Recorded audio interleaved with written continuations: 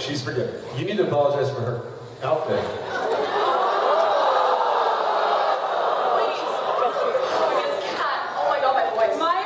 Yeah. What are you going to do about it? You stole my story.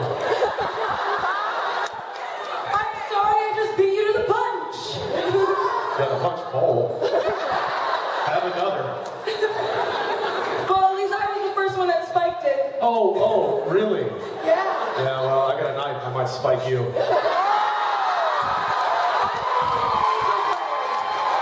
Are you? All right. Go talk to Naomi. All right, Chandler. Did you have another question? No, you didn't answer. You didn't answer yet. I didn't. I stopped listening a long time ago. I didn't answer it for you. What was the? Well, I'm sure he's already answered it. Oh, yeah. Well, what's your favorite variation of Dean to play? I like the future Dean. Yeah. You should say that so you win. Yeah, well, it's because he was He was too busy telling our stories. Yeah, he was telling stories. Yeah. Thank you, guys. No, thank you. Cast, you're forgiven. Hey, you know, you should be thanking me because Dean was the one who saved that stupid coat.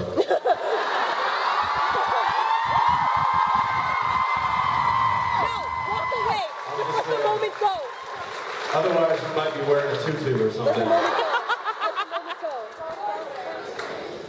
Which I gotta say was one of the most awkward scenes I have ever filmed in my life. Our future writer, listen to our future writer from the first. Don't write. See, you guys can go. I'm sorry. We're just holding. Yeah, it's getting awkward now. Okay. Writing a.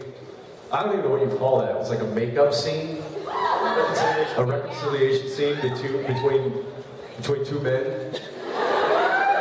Don't take it from a scene between a man and a woman, because it just doesn't work very well. Yeah, that's good. I saved this for you. For me. I couldn't bear to part with it. It would have been like parting with you. It sounded a little something like that when it was written, I swear, I kid you not. And then Bob Singer and Misha and I literally sat there on the hood of the Impala and rewrote the scene, and it was what it was. So there's a little inside. I'm sure he told you that story too.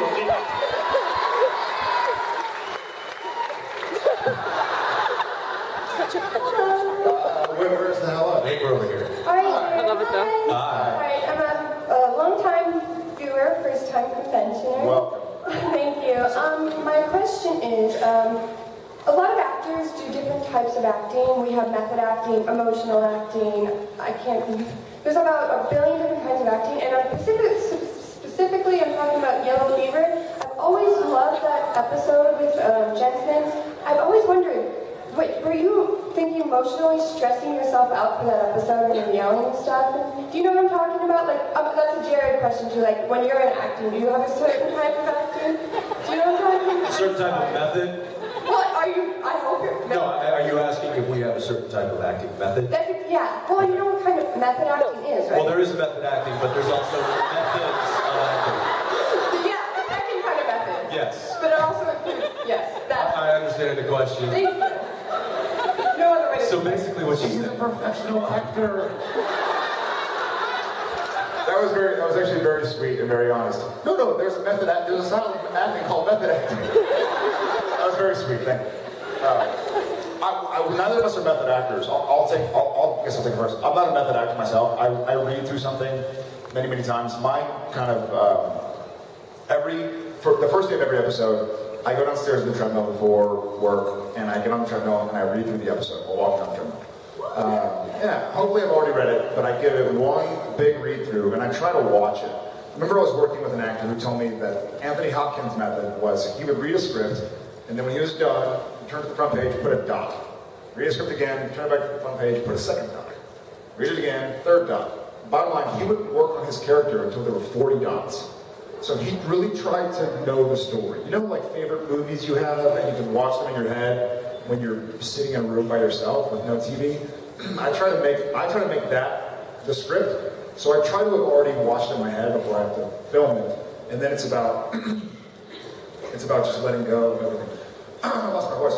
Then it's just about letting go of everything you had remembered and just going with the flow. It's like playing basketball. You learn how to dribble, you learn how to shoot, and then you trust that you practice dribbling and shooting enough to where someone's running at you and you know what to do. So that's an interesting version. Does Jensen have a different way, or is it pretty much the same? Well, Jensen, now what Jensen does.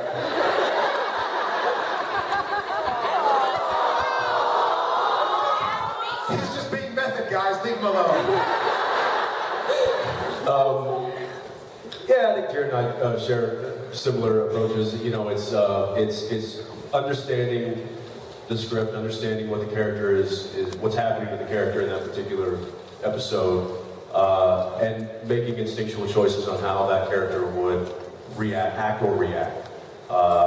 You know, and sometimes I'll just make notes to myself because I feel like when I read through a script the first time, those are the most raw and initial instincts, right? Because when you read through the second time, you already know what's going to happen, so you might have some. But I think when you read it for the first time, for me, those instincts are very key for me. So I'll make notes of those, and I'll try to. And then on the day, if I'm filming, I'll go back and I'll look and be like, okay, so that was a good point. I want to make sure I hit that note, or I want to go here with that line, or I want to do this and that. So it's really kind of breaking down the character and then trying to portray it the best way you can. Basically lying. We just lie really well. He's lying right now. I'm lying. Oh, I can tell, yeah. So it's not method. If it was method, we would have killed each other a long time ago. Yeah, long. Okay, thank you so much. Thank you very much. Hi. Jared, I just want to know what it was like for you to work with Peter O'Toole. That's the actor who told me about Anthony Hopkins. It was amazing. He's a favorite of mine, always has been. I just did a spit talk. It was really amazing, but it was one of those things where, kind of talking about, back to method, if you're working with an actor who you really greatly respect, but you just gaga at the whole time, then you're going to do a really terrible job. I do that with Jensen all the time. No, what's awesome about, and I'm not a musician, but they must know what it's like. You can meet a musician in any day of the week. You can go, hey, I play guitar, I play bass, let's jam. You can't only do that as an actor. It's not like, you're an actor, let's do some acting. So, you don't... Although, I will say, sidebar, went to a party in Hollywood, didn't know the guys, it was a friend of a friend, we showed up, they were doing acting in the kitchen. I am not joking. Okay, so I grabbed the most expensive bottle of whiskey I could find and left. So it doesn't usually... It doesn't really work like that for us. Yeah. Well, I think for it doesn't work like that for us. But I was trying to say, Hey guys, you want to do some acting? yeah, let's do some acting tonight. Get together, have a drink. It's not like that for actors. So we don't just randomly meet somebody we respect, or it's always very planned out. Like, you know, you're going to work with this actor months in advance, and so your nerves going to get the best of you. But you really, if you treat it like, oh my God, I'm working with this guy, then you totally break character. So it's one of those weird situations where you almost can't appreciate it enough in the moment, because you have to just treat him like another actor. You have to treat him like whoever the character is, and however your character would treat his character. So I felt like, he only shot for a week, but I felt like I was so antsy and so excited to work with him that the week flew by, and I was like, oh man, I just worked with Peter O'Toole and I didn't say this, and this to him. But I think because of that, I think we had some good scenes. So this is a kind of strange answer, but thank you for the question. Hi. Hi. I was just wondering, this is kind of a selfish question. Yes. So I'm kind of a film major, and I do script supervising, and I was wondering what you guys think about the script supervisor, because sometimes I feel like I'm not... Hate him. Hate him. I feel like... Are you trying to get a job? No. Or yes, if you're, Do you like the script supervisors? Because I'm available. Like, what do they mean to you guys? Because sometimes I feel like they don't really need me, and I'm just there to write down, like, the scene number or whatever. Sometimes they don't, but sometimes they do, and when they do, y'all are invaluable. For us, I think we have it's a mutually beneficial relationship, because we want to be, if we have a great take and we're doing an emotional scene and I'm crying and he's doing this and I have a microphone in my hand and they're like, great, going for coverage, and the next scene it's even better, but I didn't pick the microphone up. Right. then one of them they can't use. So it's kind of her job or his job to say, listen, remember you did this, cool, go have fun again, so that they can make sure they use the best of what you performed. We've been doing this for so long that we know what to do when we're eating, when we're not, and there's more to script supervising than just what props are being used. But Pointing out continuity, yeah. yeah, it's another continuity guardian is another kind of term for script supervising. But it's a great job. It's a great, very, very intensive, very difficult, but tedious. very worthy, tedious part of a television show or a movie that's needed. All right. So good for you. Right, thank You want to go do some script supervising? We're going to go do some acting. So. All right, thank you. Thank you. Hi. Hi. Jensen, I just wanted to say you're on my bucket list.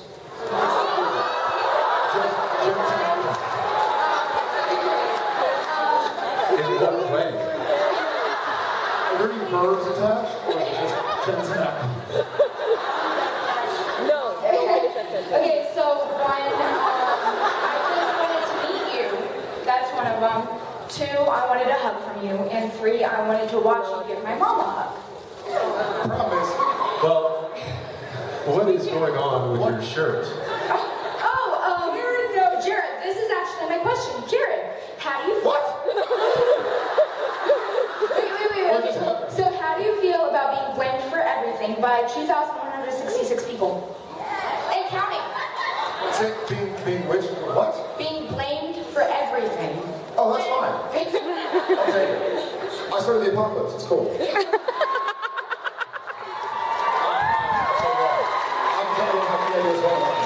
I'm lost. What is... What? Okay, so my mom has this Facebook page, and it's called I Blame Jared Padalecki for Everything. It's very sweet. And it started at the LA Con when he was picking on her. So this is our way to get back. And yes, it was the girl running from the bathroom across the hall. Same. So. Oh, her! Okay. I don't... Guys? Anything? Nothing? No? No cowboy? Okay. Okay. Thank you. I don't... Okay. Misha? Is Misha still here? Where's Misha? Brennan. I'm confused. Is there a question? To Jared on how he feels about being blamed. How do you feel about being blamed for everything, Jared Padalecki? I guess I would rather not be blamed. He would rather not be blamed for everything. Thank you very much. Take down your Facebook thing. Next.